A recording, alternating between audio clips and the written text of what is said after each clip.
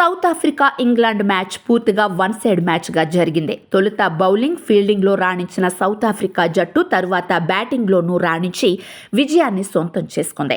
Toss గెలిచి batting ఎంచుకున్న ఇంగ్లాండ్ను south Africa బౌలర్లు ఆకాశం హద్దుగా చెలరేగి స్వల్ప స్కోర్కే పరిమితం చేశారు. సౌత్ ఆఫ్రికా ఇంగ్లాండ్ను మొత్తం 38.2 ఓవర్లలో 179 పరుగులకే ఆలౌట్ చేశారు. స్వల్ప లక్ష్య ఛేదనతో బ్యాటింగ్కు దిగిన దక్షిణాఫ్రికా 29.1 ఓవర్లలో 3 వికెట్లు కోల్పోయి లక్ష్యాన్ని ఛేదించింది. డెస్సెన్ 72 పరుగులు, క్లాసెన్ 64 పరుగులు, రికెల్టన్ 27 పరుగులు, మిల్లర్ 7 పరుగులు చేయగా స్టబ్స్ డకౌట్గా వెనుదిరిగాడు. ఇంగ్లాండ్ బౌలర్లు జోఫ్రా ఆర్చర్ 2 వికెట్లు, రషీద్ 1 వికెట్ తీశారు. ఇప్పటికే సెమీస్ నుంచి వైదొలిగిన ఇంగ్లాండ్ తన చివరి లీగ్ మ్యాచ్ను ఓటమితో ముగించింది.